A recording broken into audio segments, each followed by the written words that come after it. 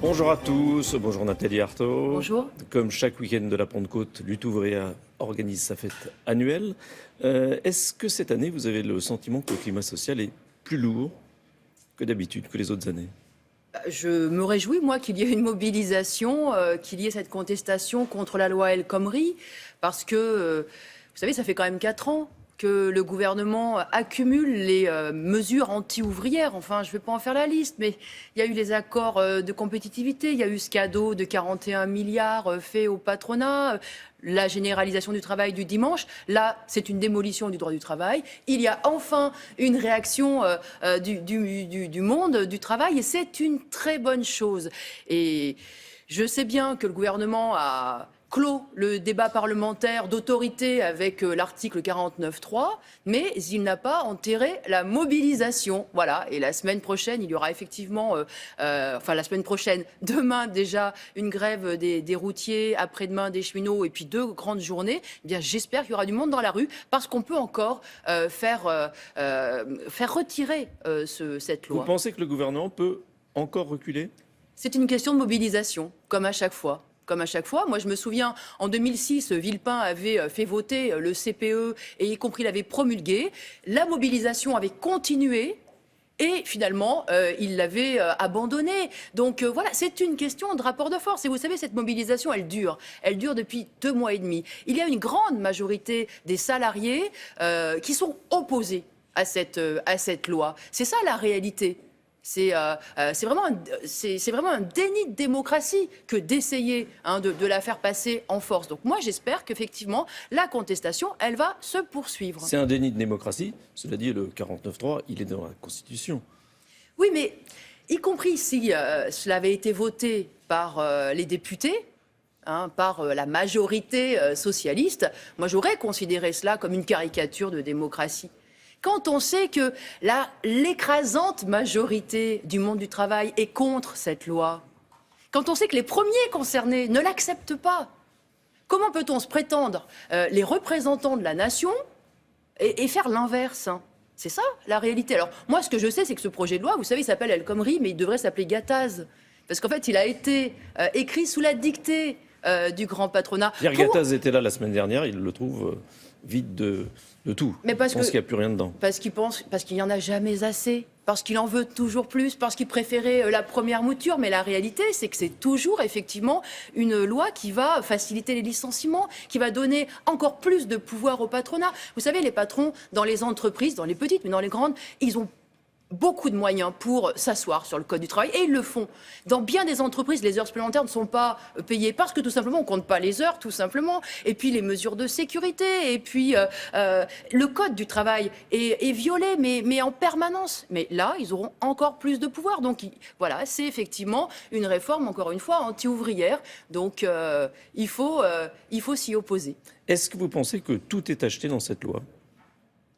Par exemple, il y a le compte personnel d'activité qui va permettre aux salariés de garder leurs acquis, même s'ils changent d'entreprise. Est-ce que ça va dans le bon sens? Mais ça, c'est le petit aménagement pour faire passer la pilule, pour faire passer l'essentiel, pour autoriser le patronat à payer des heures supplémentaires, à les majorer, par exemple, à 10%, pour qu'il y ait ce dumping social, puisque à partir du moment où le patron va pouvoir faire signer des accords d'entreprise plus défavorables que les accords de branche, il va y avoir une course au moins 10 ans. On va utiliser le chantage à la concurrence, à la compétitivité. C'est ce qui va se passer. Les routiers en sont bien conscients. C'est la raison pour laquelle ils seront dans la rue demain. Alors, je veux bien qu'on regarde les à côté pour faire passer, mais franchement, c'est ne pas vouloir regarder les choses en face. Autre sujet, hier, 17 anciennes ministres ont signé un manifeste pour dénoncer le sexisme. Est-ce que vous l'auriez voté? Signé? Non.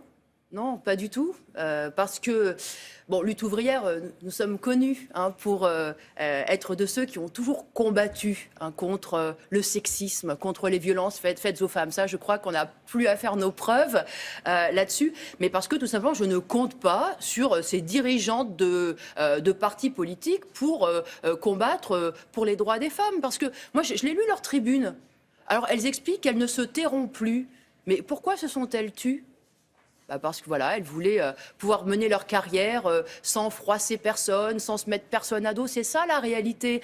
Alors, vous comprenez ? Vous pensez que c'est un coup de com'? Il s'agit là de ministres, d'anciennes ministres, de premiers ministres, c'est-à-dire des femmes qui sont à la tête de partis politiques, qui ont bien d'autres moyens pour se battre, pour dénoncer que n'importe quel salarié, n'importe quelle ouvrière, n'importe quel employé qui, elle, subit effectivement le harcèlement de son patron. Et au bout du compte, qu'est-ce qu'elles font ? Elles se taisent pendant des années et des années. Alors moi, je ne leur fais pas confiance. Et vous savez, moi, je suis... ce que je vois, c'est que dans la vie quotidienne, il faut se battre pour beaucoup de choses, y compris les femmes, justement pour avoir un boulot, pour se faire payer les heures, pour ne pas subir justement ce sexisme. Et elles se battent, et elles en ont du courage, et elles en ont de la détermination, elles ont de la trempe.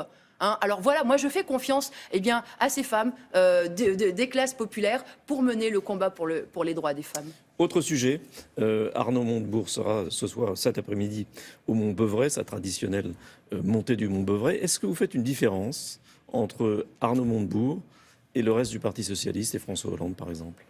Eh bien non. Non, je ne fais pas de différence parce que...